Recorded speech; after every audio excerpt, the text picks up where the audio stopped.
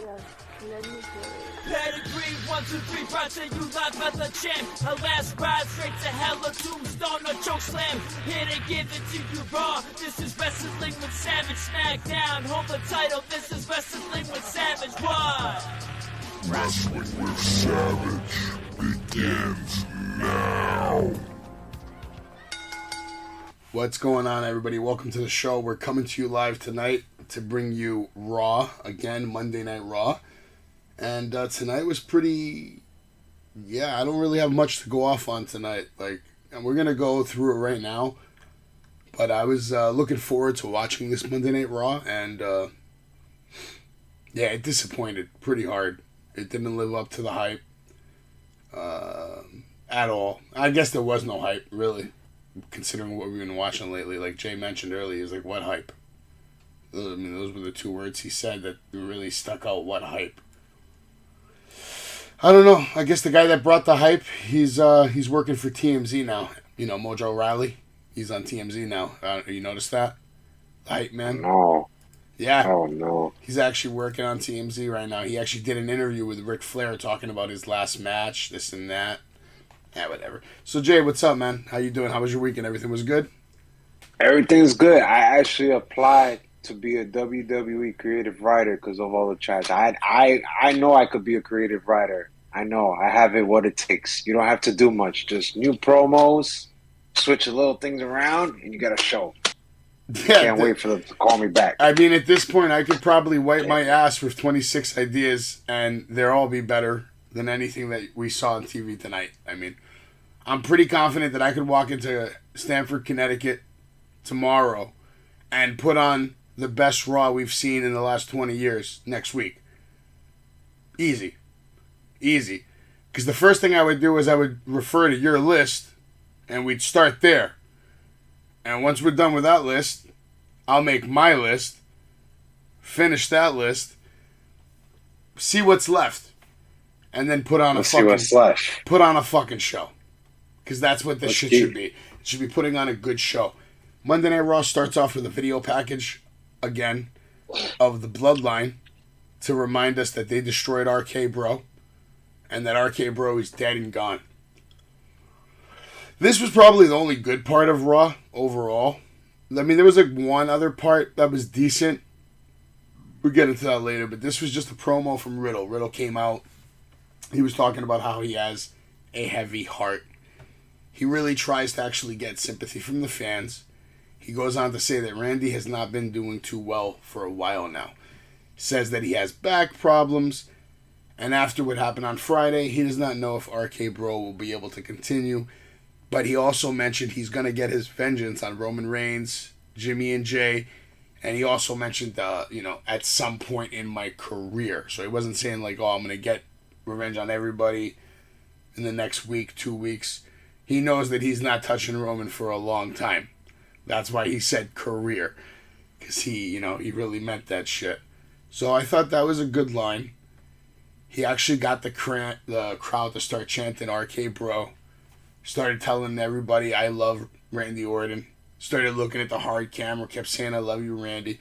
Actually made it feel like a believable promo that had me going for a second. Wow, did Randy actually hurt his back for a second? But then I saw something coming after that, which we're getting to. The promo I actually gave a 3-star because it was a believable promo that I said. But the fucking line on Riddle's forehead, that if you go back to YouTube tomorrow, guys, and you want to see what I'm talking about, just go to YouTube and look for the Riddle segment for Raw tonight, 5/23, and pay attention to his forehead. Because it looked like an alien was about to climb out of this line, and I didn't even notice it.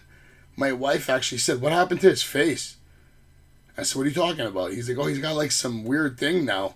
So I had to rewind it to see it when he was normal. And then all of a sudden, he starts talking about Randy Orton. And a big indent comes into his forehead, straight across, huge. It looked like his skull actually was collapsing on live TV. I don't know how else to explain it. Jay, did you see this shit? Do you know what happened? It's pretty bad. I don't know what the fuck happened. There's no explanation. I can't even believe you're going long. Like, I'll give you props. I'm gonna clap right here with everybody here for you going this length into this promo and giving it a 3-star. I saw something different. The reason I gave it a 3-star because this is the first promo from Riddle that was actually believable. Like I said, even though it was whack, it wasn't a good promo. But for a second, because of the camera work and what they were doing, I actually believed like an idiot that, hey, maybe Randy's hurt. And obviously, once I saw the promo from the Usos, I quickly realized he's not hurt. This is all a work. This is why I applied to be a WWE creative writer. By the way, yeah, this promo. I don't blame you. I'm gonna go into it. This is why I applied. First of all, you're really gonna expect me, a grown ass man. Let alone, there's a lot of grown-ass people there in Indiana. So, you're going to expect me to believe Randy Orton has back problems going into the match that he was taking a bunch of back drops and back bumps all over the place, from announcer table here and there to the steel steps, Roman choking it out. You expect me to believe this guy has back problems all this time? No. That's just a bad creative idea. I wasn't buying it. I wasn't even buying Riddle. It looked like he was trying to cry. I don't know, but it wasn't working for me. And maybe that's what that line was. I think the forehead starting building when it got all weird, like a little baby was coming out of his head. I felt like he was just trying to cry, and it was like, ugh, and then something red came out of his head. I don't know. It looked like he was trying so much. You could even tell when he told everybody, come on, everybody, let's do the arcade, bro. Arcade, bro. Arcade, bro. So basically what I like about this, I'm going to give a star, but not for Riddle and this promo. I'm going to give it to myself because I've been saying along that Riddle is going to be the first person on the list for Roman Reigns to fight in Money in the Bank, and this is what it's looking like. And then Randy will meet him at SummerSlam. And then we got Drew in September. So it looks like everything is falling into line here. So I give it 1 star to myself. No, we haven't seen any of that yet, but yeah, it does look like it could be lining up that way. And either way, that it's a shit show. It's not like it's anything to brag about. You know, it's not like it's something to look forward to. It's not something to get excited about. Because like Paul Heyman says all the time, it's not a prediction, it's a spoiler.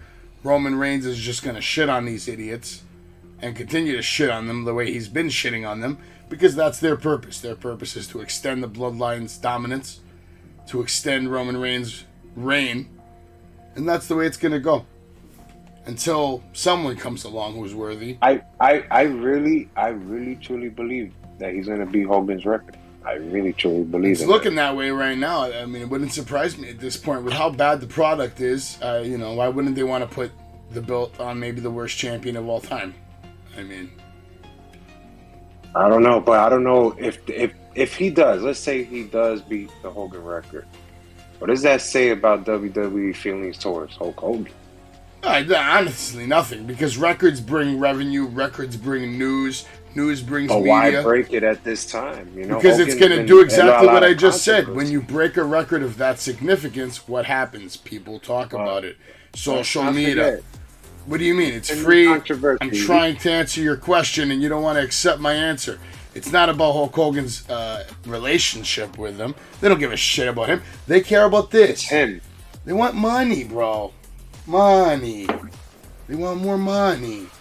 More money. Controversy, but it's all right. It's money, bro. Controversy. It doesn't matter. If he had his controversy, he wouldn't have been in WrestleMania so many times. He says racist remarks. This is what we get out of this guy, and I think they're taking it out on him. Like, you know what? I'm gonna set example you just like we set Flair. Nah, I think you're insane on that one. I think that has absolutely nothing to do with it because I'll go to WWE.com right now and Hulk Hogan's merchandise is there, and he's probably selling right next to Roman Reigns. But that's another topic. After this, we go into a countdown versus the Miz and Cody, which is coming in about an hour and 45 minutes. After that, we had a video of almost... Hold on. I'm sorry. I don't like this, by the way. Yeah, no, I'm not a fan of it. That's why I'm just moving on. I feel like people shouldn't even tune in to Raw. They should just tune in at 10 o'clock because it looks like every week is 10 o'clock Cody. Well, that's fine for Cody, man. I don't care. I don't care whether that countdown's on. I'm still going to watch Raw regardless because I have to be here and report it. So, regardless of that countdown being on there, I'm still going to be here putting on a show, so it doesn't really matter. After that, we had a video of Omos reminding us about him losing to Lashley in the steel cage the week before. And then we're told about Bobby's almighty challenge, which all this was fucking bad. None of this was good. The countdown, the video of Omos, the package, Bobby's almighty shitty challenge, ass. And then, when you think it can't get any worse, we're told that we're also going to have King's Court. Yeah, that's right, folks. King's Court. With Veer Mahan, of all people. Like, you know that's going to just be fucking a brutal segment. Like, the moment you even see the picture. Then we're also told there's AJ and Liv versus Rhea and Damian later tonight. Now, this sounds intriguing. Okay, mixed tag match, whatever. Maybe it has a shot. Back to the ring, we are getting ready for our opening match of the night, which is going to be a 6-man tag match between Riddle and the Street Profits versus the Usos and Sami Zayn. The Profits and Riddle are in the ring when we come back from the commercial, and we are shown a live promo from the Usos telling us they did what they said they would do. RK Bro is dead, Randy is gone, and don't forget, they are the twos and we are the ones. Fucking screaming like maniacs, all that nonsense. And that's when I saw that promo, I was like, yeah, it's definitely a work. Randy's definitely not hurt. This is all bullshit. 100% bullshit.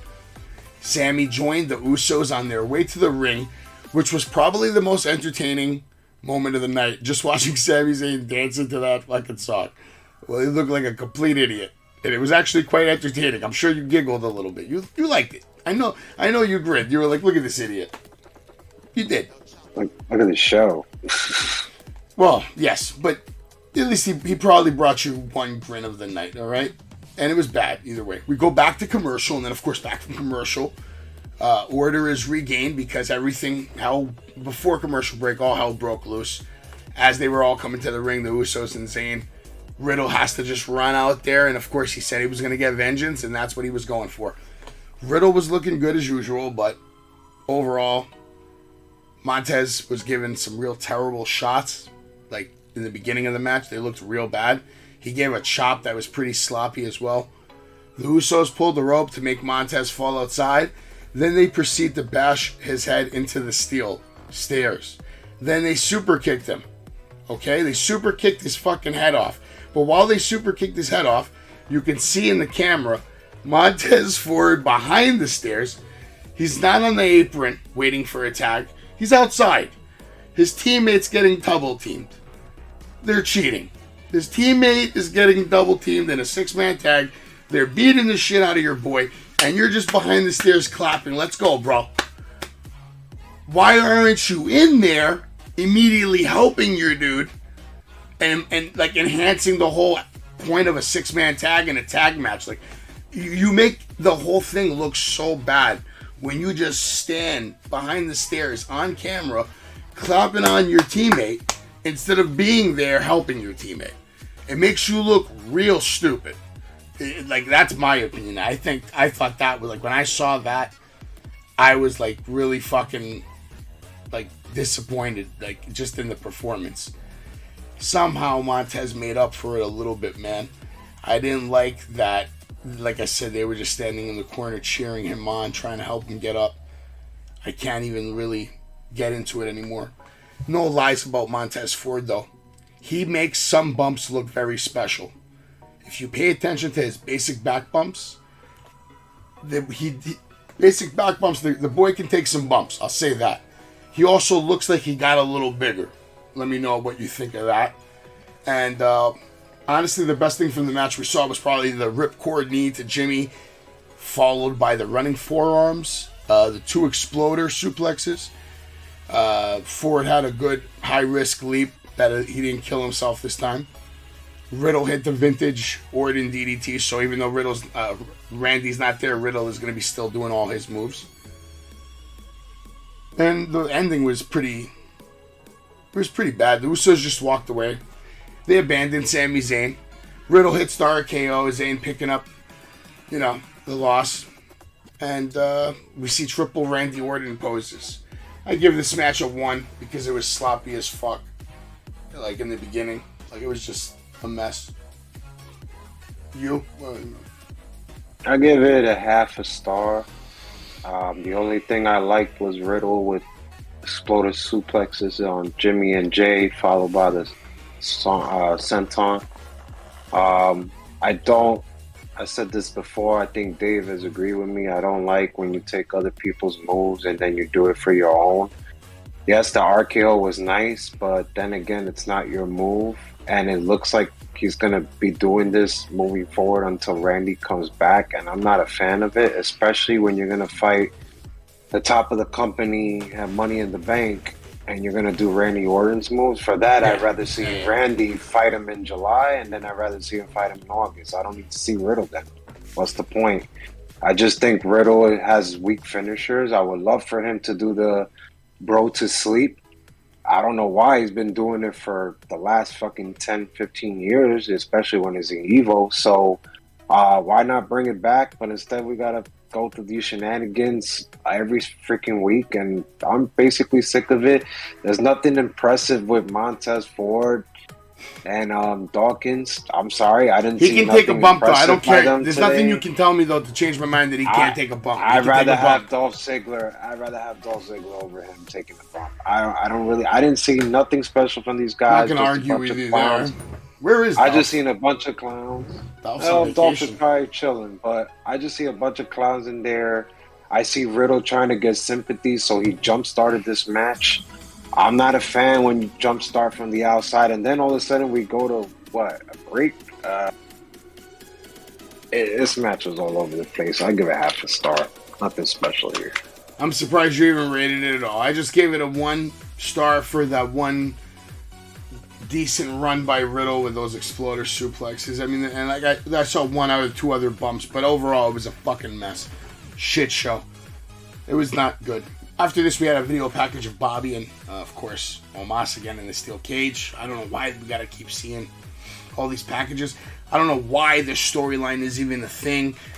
Why, and Bobby on the mic tonight was so fucking bad, man. Bobby makes his way to the ring, looks fantastic as usual. And then, wow, they actually had the nerve to announce that, Hell in the Cell, they're going to fight again. It blew my fucking mind. Of course I know it's coming because of all the promos and the video packages, but the fact that we're still going in this direction with this story is unbelievable. It's going to keep going. It's going to take me a second because, honestly, Bobby Lashley comes out, says, I survived the steel cage with a giant. I saw the anger and his defeat in his face. Me and the giant. And I don't like how he's calling him the giant. It's really fucking bothering me just calling him the giant. We have so much more to fight about. One more time at Hell in the Cell. However, tonight is the almighty challenge, man. That moment, that segment became a 0-star trash bag. The grade was not going to change no matter what happened. At all. It was 0-star from that moment. MVP comes out, says, you think you're the Top Gun, but MVP is the Maverick. The Nigerian giant whooped your ass, and if it was not, for faulty equipment, blah, blah, blah, shut your mouth, no one wants to hear you. Omos now has a suit on, apparently, by the way. I'm sure you noticed. He says, hush, MVP. There's going to be a match to decide the stipulations at Hell in the Cell, but it's going to be between me and you. Which is even wow, okay, now this guy's wrestling. He hasn't wrestled in how long? He's going to have a match? Okay. We got a video replay after that. Oh, by the way, go ahead. You have comments on that segment? Rating. It's 0 trash, right? Just trash. We're gone. Lashley's really bad on the mic. This was the worst promo of the night. It was so bad. So badly delivered. After this, we have another video replay. 2 weeks ago, Ripley versus Edge interfering with the match with Damian Priest versus AJ getting abused. Graves asking how many more are there. It's just, I didn't like that either. I don't like what they're doing with Judgment Day. It's so copy and paste, and they deserve so much better, and they're not getting it. Maybe they will later on. They haven't even changed Edge's picture on the website to convey his new look. They haven't changed Ripley's picture or Priest's picture. So it's like, they're not going that hard. I think they're still trying to see if this thing is going to work or not. Anyway, we get a promo from Priest. Comes out again. I felt his promo last week was better than this week. I think he was a little too much tonight when he kept saying, I said all rise. You know, a little much. And show the proper respect to the Judgment Day. Priest says me and Rhea are different from everyone else, but the fans could not see it. But Edge saw it. You're all missing the courage to be who you are. Who you want to be, you know? Obviously, clearly, none of you have the courage, but we can help you. First, you just have to help yourself. Ripley comes out, says, Liv Morgan, save yourself like I saved myself by joining the Judgment Day. Edge comes out. Judgment Day is the truth. It's right in front of you, but many of you won't see it. Judgment is power. Judgment Day is an opportunity for everyone here in the WWE to change your career under my learning tree, to be the best image of yourself. Imagine Tom Brady or Jordan offering you the learning branch. I don't sit at the top of the mountain because it was handed to me like John Cena. Hint, hint. You can't see me. They're setting up a match between Cena and Edge already. That seed is planted. He mentions his name specifically. So we're going to see a championship match between them down the future. Called here on the Greek show. The question is, who's going to be the champ at the time? Cena or Edge? None. You're wrong, and we'll prove it in a couple of years on the Greek show live. Maybe even next year. You're all sheeple. You're all afraid of this shit. It can all be offered to you, accept it, and wake up. Fans chanting, you suck, to Edge. He says, no, look in the mirror for that. Who's our next? Who's our next? Maybe it's Ciampa, maybe it's Corey Graves, maybe it's Alexa Bliss. Maybe Maybe Drew McIntyre, Liv Morgan, Finn Balor, AJ Styles. How about you, AJ? The choice is yours. Choose wisely. Jay, what'd you think of this promo? Well, I enjoyed it. I thought Priest was actually better. I had a different view on you. I know you said he was a little off. I thought he was great, and I knew he was great as soon as when he said the first rise, and you barely saw some people get up, and then he got really, really on the mic, and he just turned that intensity up, and then he just spoke about people don't have the courage. It was really great. I thought he stepped it up. Once again, I think he's getting better. The Rhea Ripley promo, it was good, but I thought it was a little flat. I thought it could have been a little stronger, especially for a woman her size. There wasn't really nothing there, just basically that I've been saved, and Liv, we can save you too, just like I've been saved by Edge and Judgment Day. I thought it was a little weak, but it's okay. It was good. The facials were there. Hopefully it picks up next week. Edge obviously killed it with the lines of, you know, who was going to join. It makes you think every possible week who is going to join. I feel that we may see a new member in Hell in a Cell. There has to be some type of match. We just haven't really gone that route. So hopefully there is some type of match, and hopefully we see a new member. But overall, I thought it was good. I'll give it 4 stars. I'll give it 4 stars on this. I thought it was really good. Is that your final grade? Yes, sir, it is. I'm giving it a 3-star. And now for the promo. And Priest did do a good promo. It just wasn't as good as last week for me. Because last week he came across as like a concrete, stone cold killer. Serious business. Tonight he showed that he can be emotional. Emotional is weakness. He showed weakness to me because he let the fans not standing up bother him. So he had to get upset about it and get loud. I don't know. That's just how I took it. And the whole Edge thing, I love Edge. And I love this idea. But don't try to come out being like mythical beings and then not do anything mythical. Not once in 4 or 5 weeks. Understand what I'm saying? You're supposed to be like this crazy vampire, dead, walking zombie, I don't know, like, death kind of thing. It's supposed to be a thing, and not just a faction. It's not supposed to be like a regular faction. Well, Maybe sure. it's not going to be like that. He shouldn't have He's powers? not heading that route. No. Something? Hell no. No. This is not House of Black. No. Please.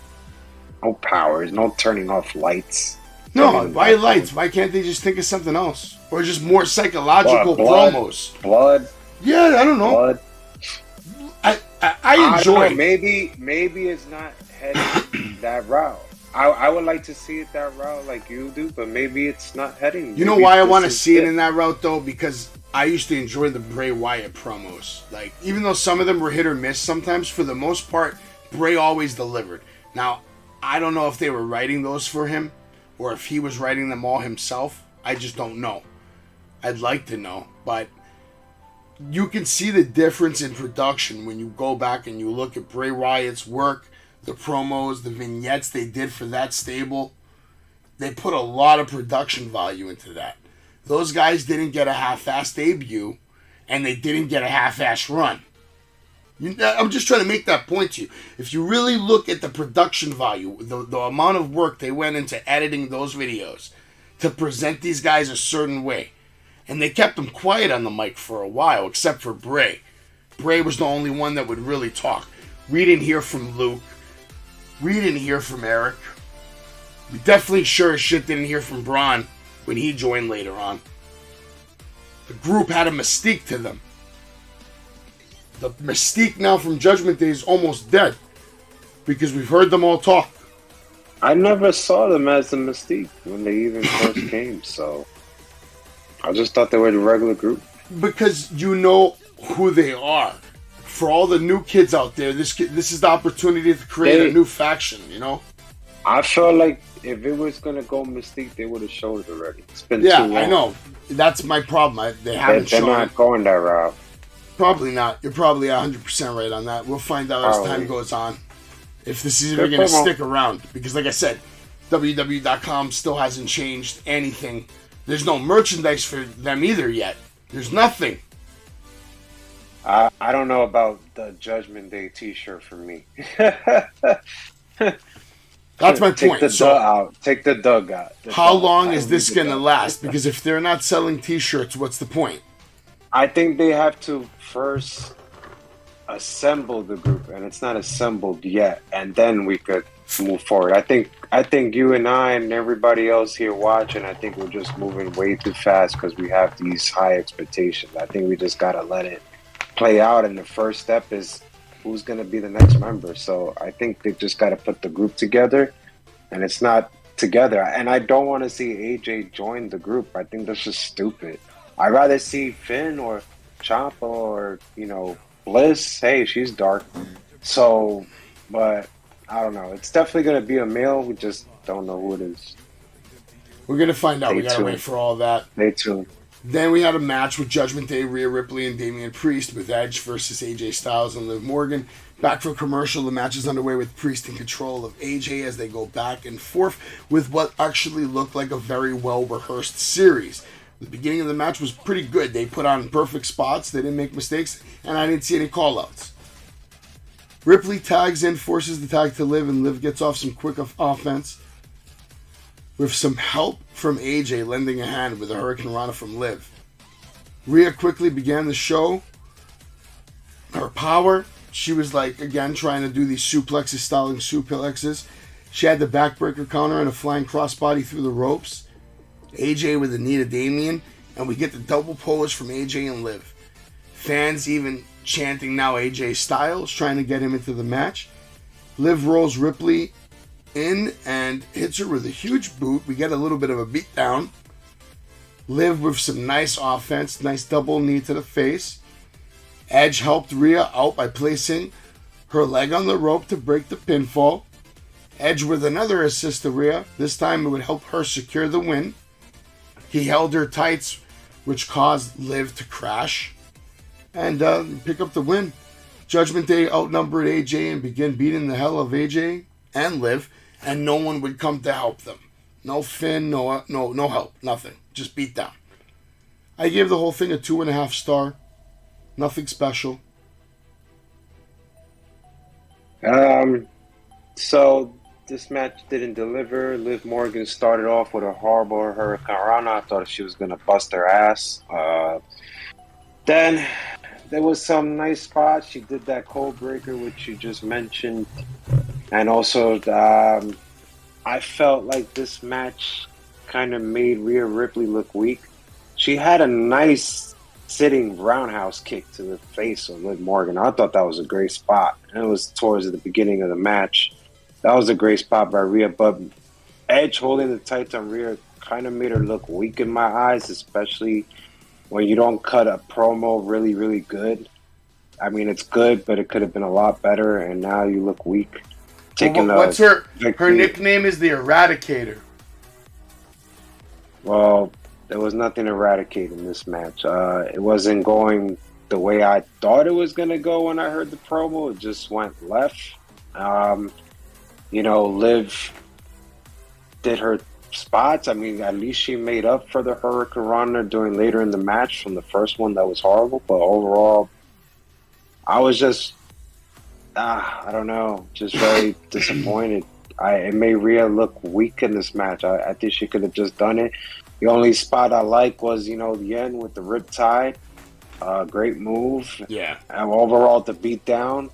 But besides that, nothing special here. Just 1 star for me. I don't even blame you. I can't, I agree with you. It did make her look weak. Rhea Ripley looks like she could be the strongest woman in the entire company. And then you have her losing to, not losing, but like you have it. To me, it's like a loss. Like you said, it looks bad. It looks bad. It's an L in that aspect that it looks bad. She doesn't need help. No offense to Liv, because I like her as a wrestler. No offense, but does Rhea really need help beating Liv? Like, come on. We just saw her annihilate her last week, and now she needs help. Liv Morgan is like 5 foot fucking nothing. So, like, honestly, what's the point of her, like, even, like, doing all this shit? Like, it makes no sense. After this, we get an interview with a Miz. Breaks it down. He says, never trust a man with a neck tattoo. I thought that was funny. I'm sick of hearing about Cody Rhodes. Cody's ego is out of control. He has more pyro than the 4th of July. And I don't need a countdown clock. They will sit here and wait all night long to see me. Miz cut a quick, clean promo. I'm not going to rate it. It's just a good Miz promo. Clean, quick, to the point. He's always good. I like this part where he said more pyro than the 4th, because it is kind of ridiculous, and it's also ridiculous with the countdown clock. Yeah. So I'm glad he mentioned that. That's horrible. Yeah, I can totally see that. After this, we get right into King's Court. The King comes out, crown and all. He says, a lion of a man, says the King. Veer makes his way to the ring. Video package shows Veer's path of destruction thus far, but they were really showcasing the abuse against the Mysterios, which led me to believe they were going to come out, which they did. King says, tell us the secret of your success here in WWE. Veer honestly looked like a moron in this segment. He sounded like a moron. He looked like a moron. He looked like he was very uncomfortable whenever he had to, like, say something on the mic. He probably thought he was doing good taking his time. But the longer he took to say and answer any questions, the dumber he looked. King says a bunch of jokes to him. He says, you're so hairy that when you pet your dog, they pet you. You're so hairy, Bigfoot once took a picture. And then that was interrupted by Veer. He says Rey Mysterio is a legend, but he's too busy worrying about his boy Dominique. And that made him weak. So I took them both out. Veer says, is that fear that I smell on you, Jerry? Jerry says, no, that's just my cheap cologne. He says, enough of the jokes. Instead of explaining who I am, how about I show you who I am? And then, of course, automatically cue Rey and Dominique's Mysterio's music. They come down to the ring. They kick this guy like 10 times, doing all kinds of kicks from inside the ring to the outside. Veer was outside. And then he stayed outside and he walked away, which made him look weak. I gave this an absolute 0-star grade. It was shit. So, I was impressed. I was impressed that Veer Mahan speaks kind of perfect English. I didn't expect that. I was just impressed. I was actually dying to hear him talk, you know. I didn't know he spoke that good English. He has some good lines. His facials were pretty good. Not great, but good enough to me to believe like this guy is a heel and he's going to destroy everything in sight. What killed it for me were the Mysterios. I kind of liked the Jerry Veer Mahan. I didn't enjoy Jerry the King with his stupid jokes. It's stupid. I don't even know why he was there tonight. Because Randy's not. I was just overall impressed with Veer Mahan, but it still doesn't quite get me where I needed to be. I can't even. I gotta clip this. You know what clip this means? That means I'm recording what you just fucking said, and I'm doing it again. What? Out of all the shit you've ever graded on this show, okay, this has got to be the most overrated thing I've ever heard in my life from you. 2.5 star. You're out of here. Just for the English talking. Dude, you're crazy. What did you see tonight? Did you have like a new TV? I saw him with new TV? I saw the facial was good. I saw him talk perfect English. He didn't have an accent or nothing. He speaks more better English than Asuka. That we heard later. We'll get into that. But, I mean, what else? I give it a 2.5. I tried. It's not up there. It needed to be a little more, but 2.5 just for me. Bro, impressing me with that. He was fucking stuttering on the mic. He didn't know what to say. He sounded so bad. That was part of the act, man. That wasn't the act. For him and the anger and the intensity. What? I saw it my way. You saw it your way. You know what I saw? I saw a guy that looks like he would get his ass kicked by Jerry Lawler if they got into a real fight. That's what I saw. That's my take on it. 0 star. This guy's trash. Add him to the list. I want nothing to do with him. He's bad on the mic. He's bad in the ring. And I'm done. I'm over it, bro. Over it. Can't believe you gave it a 2.5. But we're going to move on. We're going to interview. You're talking about Dominic, right? But anyway, let's move on. Maybe. We can have that conversation later if you want. We can critique Dominique. There's not much. Can have it in a week. There's not much. After this, we get an interview with Alexa. How does it feel to be back, she says in an interview. Alexa says it's great trying to stay out of trouble. It's great. Trying to stay out of trouble. What about Sonya? It's been a rough couple of weeks with her. And then Alexa says she should look into therapy. My opinion, this was like cringeworthy. This was bad. She even stuttered. She stuttered. Alexa Bliss stuttered. I've never seen her stutter in years. She says, I get to be friends with a doll, and Nikki pretends to be a superhero. She genuinely looked like she's delusional. I don't know what to say, man. Is she happy or is she playing it? I just feel like now everybody has been, since everybody thinks I'm crazy that I put her on the list on the very top 3, and now everybody thinks I'm all nuts and stuff. And now they actually seen tonight why I have her on the list. There's nothing special about this woman. Let's get rid of her. That's why she's on the list, and this is a reason why, and the match will explain it for itself when you get into it. Well, I'm not going to argue with you anymore about Alexa Bliss, but I'll say that I feel like it's not that you're crazy. It's that I feel like WWE is just dumb, and they'll keep her. No matter how much you want them to fire her, they're going to keep her for a while. Well, she'll get fired. I don't think so. Okay. I don't think so. She'll be an ambassador or some other crap. Maybe she won't be a wrestler. Oh. I'm telling you, man. She's got a lot of following, man. They're going to keep her. her. And CYN. She could go to CYN. Could show you anywhere, man. You could be there. EC3. She's going to be we here. We got Sarah Logan. We got Big Diamond. You know, she's a future 5th ballot Hall of Famer. CYN. She's a future 5th ballot Hall of Famer. And Okay. Impact Wrestling. She's a certified fifth Hall of Fame. Nah, man. I remember you used to like Next to Alexa. Kurt Angle. You used to like Next to Alexa Kurt Bliss, though. You used to be like, yeah, Alexa. Yeah, until they decided to fire Bray Wyatt and say, you know what? Let's not kill the gimmick. Let's just throw it on you. That's not shitting on that's probably going to change. Top tier star. No. What if they're working on Bray coming back? Would that shock you? I don't think Bray wants to come back, to be honest. Maybe not right now, but he could maybe next week, next year, tomorrow. Maybe he wakes up and he feels different. Honestly, if he comes back, why do I want to see him return to the same character he left? I would want to see something anew, and I don't think you could didn't like the make Fiend? something anew. You know what I did? I liked it for like the first 2-3 months because he was unstoppable. And then there was one match he just lost straight up, and I was just like, wait a minute, this is the Fiend. And I think what really killed it for me, which everybody here can agree, is the Hell in a Cell with Rollins with that fucking red light. Oh man, that killed the mystique for me. That match right there, that was a shit show. Yeah, it was pretty bad.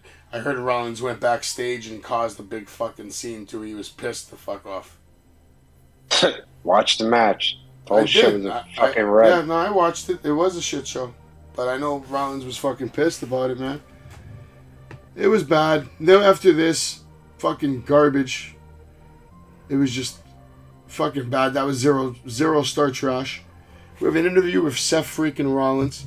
Hey, hold on. Before you get the zero track, I rate it the same, but let's not forget, before the start of this match, Corey Graves did mention the Sasha Naomi again. This is the second time they mentioned it. I'm done mentioning it. You want to talk about it, you can, but I got nothing to say. I'm just saying, why do we keep talking? They just keep taking jabs, and I'm just like, okay, bro, we got it. Like, why you keep saying this all the time? We got it. Y'all are upset about her. Because Vince McMahon drop it.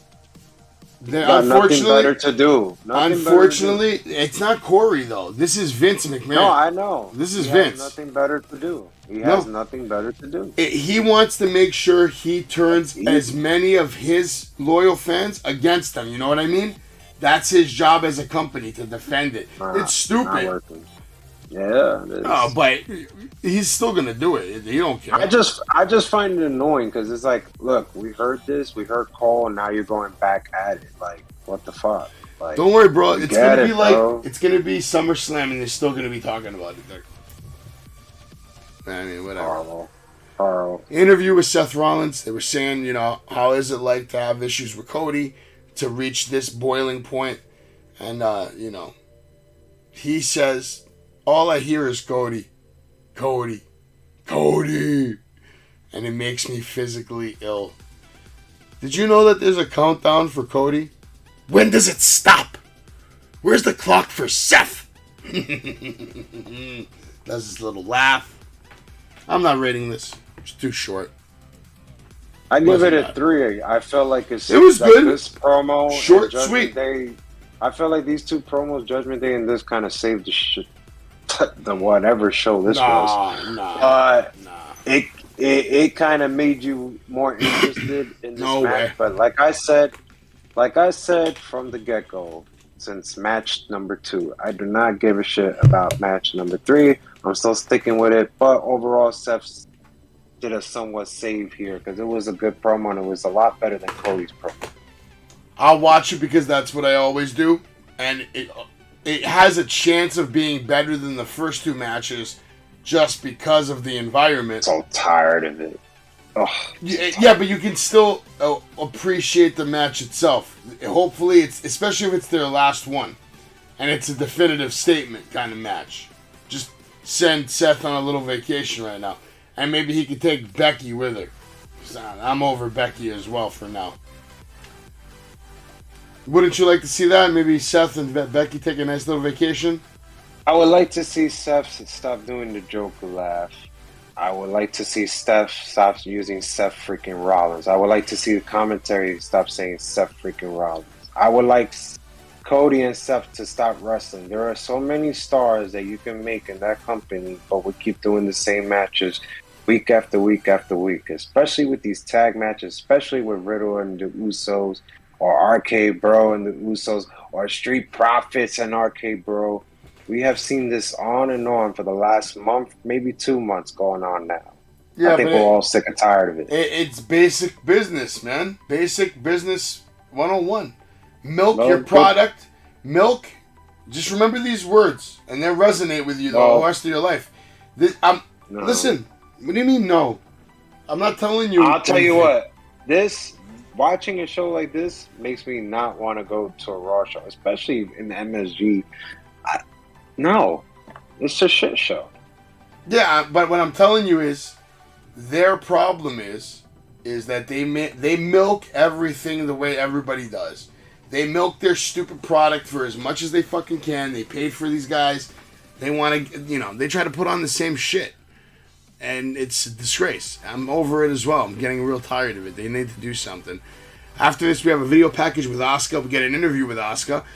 What did it mean to beat Becky? Becky was too busy crying. It's not fair. I want title. I cry. She cried and got another match tonight. I will turn her into big time baby. No one ready for Asuka. No one ready for Asuka. After this, we have the match, Cody Rhodes versus The Miz. Miz and Cody open up with a classic wrestling headlock. Takedowns countered by the head scissors from Cody and his own headlock takedown. Cody lands the slap early. Miz goes for the double mercy lock and a botch from The Miz with the standing flip into the pin. Cody does a good job of staying hyped, and Miz working some spots well, and then others just completely fucking up. Cody with a nice stalling faceplex. That's what I'm going to call it. Miz half-ass sells this. He doesn't land straight front bump. He lifts his thigh up. If you watch it back, he lifts his thigh up to take all the damage on his thigh, but it makes the move look like ass because you're not taking a true front bump. Cody ties up the Miz with a surfboard. Looks like Miz can't stay in position long enough. Miz messes up the sunset flip spot, and now Cody, I think, leaving Miz with 4 receipts. 4 knees to the midsection. So far, this has been the sloppiest match of the night. Miz drops Cody on his nuts on the ropes and lands a big boot, sending Cody to the outside and also sending us to commercial. I'm going to finish and then you're going to go. I'm almost done. This match has seriously been unentertaining so far. And to have this kind of countdown going on for this kind of shit show is not a good look on Cody. Miz, is he doing this on purpose to make Cody look bad in the ring? Or is he just fucking up that bad on purpose? Or is it real? I don't know. Back from commercial, we see Cody dodge the attacks from The Miz, send them flying into the turnbuckle. Cody with a nice speed, a power slam, and a drop down kick instead of the slap, following the Cody cutter. Intensity being amped up by a big woo and a figure throw by Cody on The Miz. Cody goes to the top rope, and then Seth comes down to interfere and ruin this match. I graded it a 1.5. It started off like shit. It did end on a better note, but the interference and the double team on Cody did not sit well with me. Cody was selling his knee. That went into the steps. He sold that pretty nice. Graves with the nice touch of saying that must have broken Cody's kneecap. But the best part of the match was when Seth took the belt back from the Kid and then used it to whip Cody one time. Sending a message. Now making this whole thing a 2-star for me. So it was a 1.5 star. And after he hit the Kid, I give it a 2.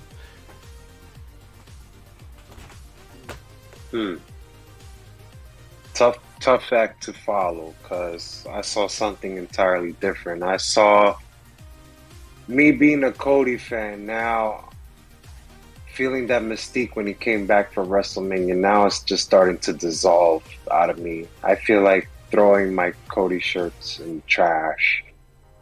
This is why you cannot put your top star in these type of matches that already happened. Now, Cody and The Miz 1 was good.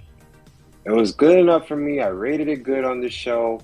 There was nothing bad about it. When you try to repetitive these matches and keep doing it, you're bound to mess up. And it starts off basically this is what I'm going to call this because I seen this in the main event too. This Cody mess up counter roll that he thought the Miz shoulders was there. He was actually holding him for quite a while, thinking the Miz shoulders, but the Miz shoulder was never on the mat. We seen that later on in the show. We seen it here. That's a big mess up right there. Really bad. I also wrote a couple things here. I didn't like the vertical face suplex you mentioned. I thought the same thing you did. Cody tried the surfboard. Miz was basically falling off the weight, couldn't really get it on it, so Miz had to come up with something improvised. If nobody caught that, then you really didn't pay attention. That was pretty bad too. Miz missed the sunset roll, second rope. I don't know how you missed that. You're on the second rope. I don't know. I thought the Cody Cutter was probably the only good spot and the figure eight in the match. The Cody power slam looked pretty weak to me, looked kind of off. I don't know if you felt the same, but it looked really weak to me. It didn't even feel like a power slam. I didn't even feel anybody getting up or rising. I don't think everybody was into this match, and I was not into this match. And I do not want to see Cody in these type of matches fighting the same type of guys because I just feel they're just running out of ideas, don't know what to do, and they keep fucking up. And this was an example, and this is a 1 star for me. I don't blame you. Like I said, I gave it a 1.5, but Seth taking the belt from the Kid was a nice touch, whether you want to admit it or not. I'm sorry, I forgot about that. And I didn't like that either, and I'm going to tell you why. I feel like I liked it. Vince McMahon, Bruce Pritchard, WWE, you're trying to feed me into this shit like he's a top baby face because he's giving the Kid to the belt. That's just basically, hey, we're trying to get money off this guy. I wasn't buying that shit either. And he was walking so slow to the Kid, like, give me a break. He just whipped you once, not 10 lashes like Warlow. Give me a fucking break. Get the fuck out of here. Well, I don't think 1 star. I don't think that's a Vince or Bruce Pritchard thing. I think Cody actually wanted to give out the belt himself. He did it at AEW too, but he did it. What do you mean? He did it in every one of his matches in AEW. That's all WWE product. They just want you to buy into this fucking shit. I ain't buying into this shit. I'm too smart for this shit. Fuck that. Fuck that. I don't want you to buy into it. That's a Cody Rhodes thing. Come on. So all of a sudden the Kid was just there. Like, give me a break. The Kid was watching the show live. Cody went back and gave it to him. Give me a break. It's a kid in the section. Into this Bruce Pritchard. Like I said, I am not buying into this Bruce Pritchard, Vince McMahon shit. You don't listen. Trying to sell me Cody. I don't think they're trying to sell it. I get it. He's a top baby face. I get it. Don't try to sell. They're definitely trying to sell you that he's a baby face. I've seen this in Cena for the last 10, 15 years. I need to see. Listen, they're definitely trying to sell you that he's a baby face, but it wasn't that. This is a whole Cody thing. He likes to give the belt out, but they're definitely trying to sell him like a babyface, obviously, for sure. Like, that's without question. After this, we had a match with Ezekiel versus Chad Gable with KO on commentary. Match starts off okay, but Otis was interfering, grabbing the leg. Chad was able to take control real quick. Otis interferes again, but then gets caught, gets ejected. KO tries to sneak in. That was actually the funniest part of that match. He gets caught, gets ejected. Chad overreacts, and Ezekiel gets the quick roll-up win and leaves through the crowd, getting a very small pop, by the way. KO says, cut his stupid music. I don't care what you call yourself. I'm done with this. Now I just want to beat the hell out of you. Me and you at Hell in the Cell. Ezekiel says, hell yeah. I gave this a 1 star as well because it was all just bad. It wasn't good. Not excited about this match at all. I love Kevin Owens, but the build up to this was so shitty. Like, it just I don't know, because they're just gonna come interfere. It's not gonna be a clean match, right? Chad and Otis are definitely gonna get involved. They're gonna ruin. Like, if it was just a steel cage match with Ezekiel or Elias, whatever you want to call him, and KO, it would probably be banging. But now that you have Alpha Academy involved, you know they're going to come down and do some shenanigans. It's a gimmick match. It's upsetting. No rating for me. Nothing to say about this match. All I'm going to say to everybody out here, all I'm going to say is this. Listen carefully. So the Judgment Day does not have a match in Hell in a Cell. But KO and Ezekiel does. What does that tell you? Next. Yeah, like you said earlier, Judgment Day is not ready yet. After this, but let's see KO and Ezekiel. I want to pay my hard-earned money to see that match. Everybody does, sure. Yeah, we all want to Anyway. pay. I want to pay all my money. Sure. All of it. Anyway. Replay of what just happened with Seth and Cody. We have an interview with Cody. He says, I'm still breathing. I still got my heart. I got my lungs. My knees hurt a little. But it's dawning on Seth that he's about to go down 0-3 against the American Nightmare. Well, whoop-de-doo. You rating it? I'm not. Yeah, I'm rating it half a star. It's flat. It was very flat. I didn't like it. And I think I said last week his promo was like a 2 or something. Now it's going into half a star. It's just trash. No, it's falling flat. I think he's losing that mystique. Hopefully after the Hell in a Cell we can move on to new things, but no. This promo didn't do it for Probably me. not, man. The way Raw is right now, I wouldn't be surprised if we're still watching these same matches like 2 years from now. Hopefully not. Becky Lynch versus Asuka. I'm gonna let you take this shit.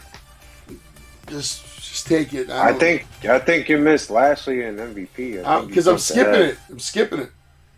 Oh, you're skipping it. Well, Oh, you want to get into it? Nothing. Well, I knew you would bring it up. No, Okay, I'll say the 2 lines I have. There was Bobby nothing. Lashley I versus just- MVP. Omos interferes and MVP wins by DQ. Real fucking stupid. 0 grade fucking trash. After that, they let us all know Lacey Evans will be back on Raw next week, hyping up the Hell in the Cell. Bianca Belair versus Asuka, subject to change with the next match.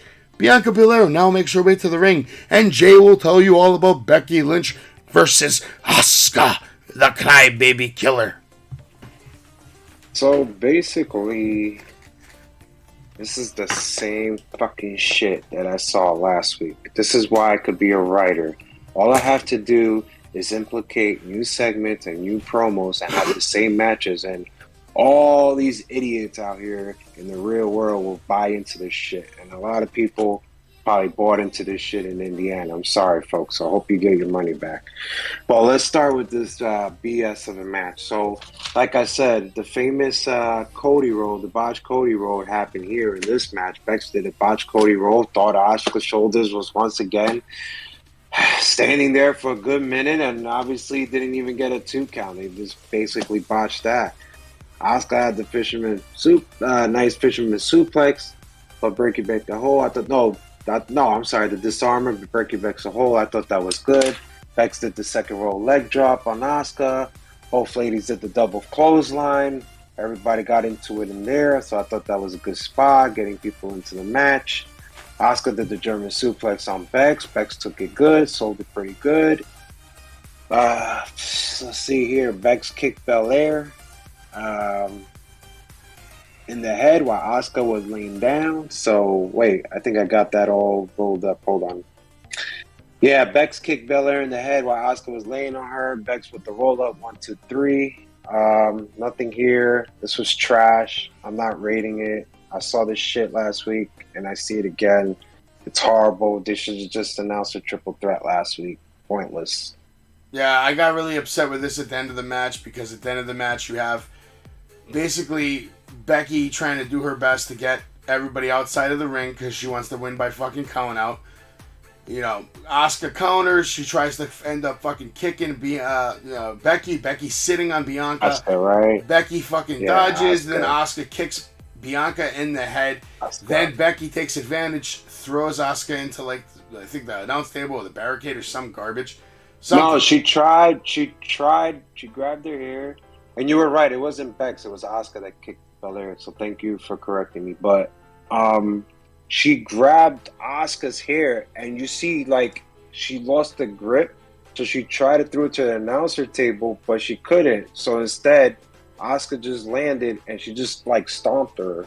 And I was like, what the fuck? And that was the counter. I'll say this, all that fucking detail you just provided, super not even important, because this match was fucking shit. I'm going to be done with this match in about 14 seconds. So after that, whatever, she tried to win by count out. Asuka then runs back in at 9, and somehow, without a move, without a punch, no body slam, no kick, no finisher, Just Becky she just comes in the ring, takes no damage, and then Becky just rolls her up for the 1, 2, 3. She gets into the match. This is 1-star trash. Yeah. Bad, sloppy, bad storytelling. It was a bad way to add Becky to this match. It's a shit show, trash. But how do you? First of all, when she got in line, Asuka's face was laying right on the mat. Why did she just stay there? Like, I was just confused. Like, listen, you didn't get thrown in the announcer table, so why are you acting like you had a hard impact? It was no impact. So and she just laid there, and Bex rolled her up. I was like, what the hell is this? You mentioned the German suplex, which I saw, and Becky took that sloppy too. She was a little off. She didn't go straight over. She was I don't think she wanted to take it fully on the back. That's why I think she turned mostly taking on the shoulder. Yeah, but that's still sloppy. That means she's hurt. Show the replay. Slops. It was slops like the show. Raw tonight for me. I didn't rate this match. So. No, well, the match is trash. But Raw in general is a 1.5 tonight at best. 1 to 1. I'm gonna actually say 1 to 1.5. 1 to 1.5. Probably more towards the 1. Just 1 because of the 2 promos. Well, you were talking about the promos and stuff. The promos were okay tonight. There was a couple of them that were okay. Just 2. KO was actually a little funny, but everything else just. The combination, I agree, was trash. KO was funny. KO was funny when the match was happening, and I was into it. Yeah. And he didn't have a mic.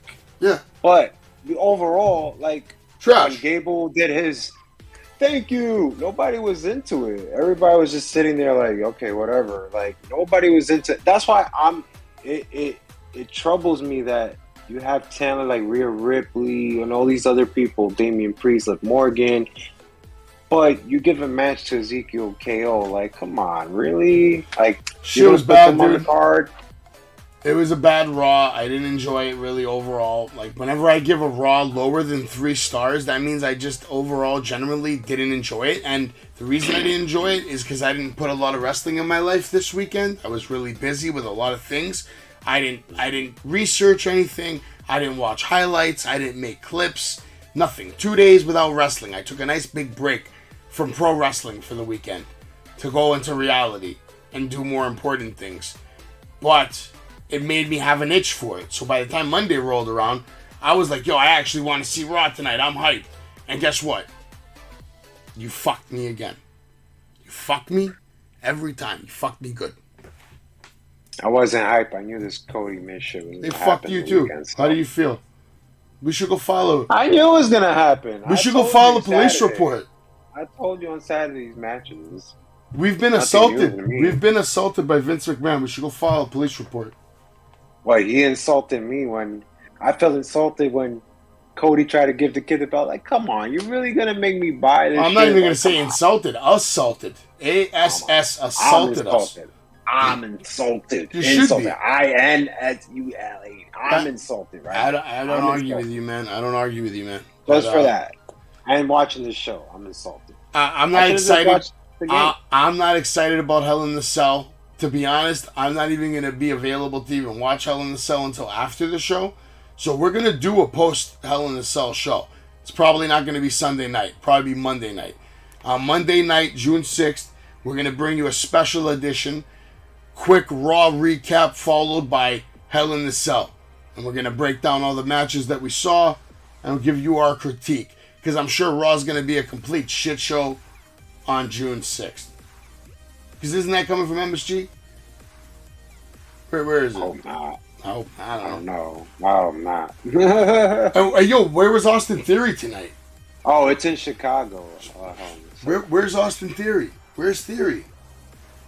I'm glad he's not there. You don't need to be in a show like that. Why? Yeah, but like I want to see him in a match at Hell in a Cell. Well, you got your Ezekiel. You're all right. He deserves it more than Theory, right? Yo, this card... It makes no sense. This card is looking almost as weak as Double or Nothing. It's bad. This card is bad. It's making Double or Nothing look really good. Yeah, well, there is 3 good matches. There is some bad ones. There's not even... I'm not going to say 3 good matches. There's 3 matches that I need to see, at Double or Nothing. But besides that, Yeah, no. I mean, what are you most excited about for Double or Nothing? Damn. Gonna say MJF and Warlow. I think 100%. That's the most. Yeah. I think that's the most. That's crazy.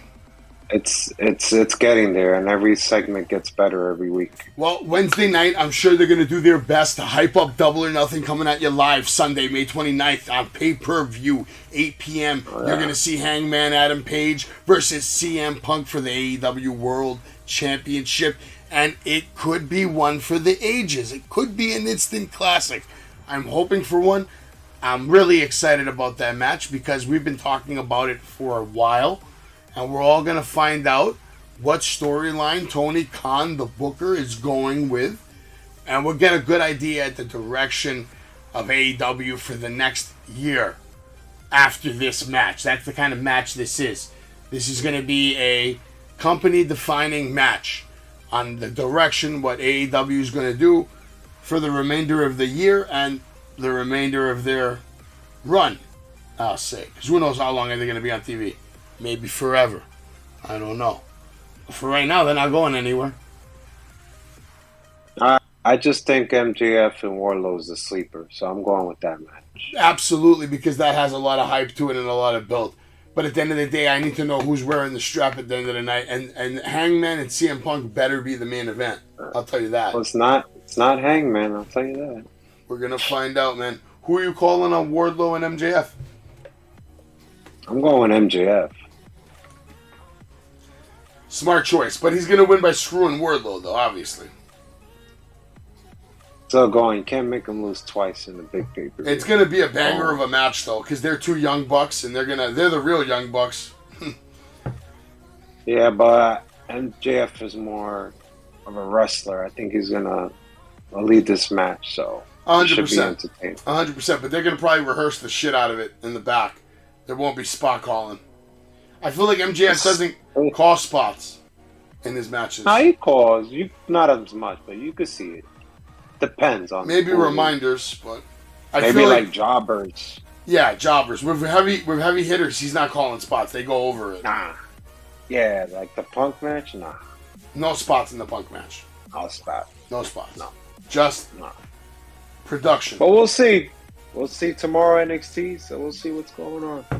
All right. Shout out to Dave. He couldn't be here again because he's counting sheep in La La Land. Monday Night Raw obviously put him to fucking sleep like it will if you fucking watch it. But you know who won't put you to sleep? Savage and Jay will be here Monday nights most of the time. And we stay awake through all the garbage because sometimes we tune in and we get a good episode. And that's what we do it for. We wait for those good episodes, man. We're loyal. We're loyal. We'll see what NXT. I'm waiting for NXT. I'm waiting. I'll watch it tomorrow. I will be here for NXT tomorrow night. Mm-hmm. We'll be here for AEW on Wednesday night.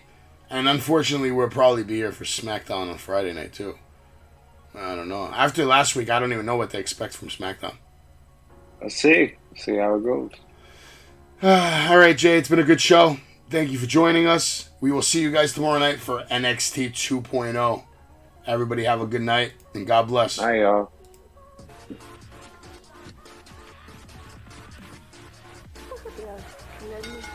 Pedigree, 1, 2, 3, brought to you live by the champ. A last ride straight to hell, a tombstone, a choke slam. Here to give it to you raw. This is Wrestling with Savage Smackdown. Hold the title, this is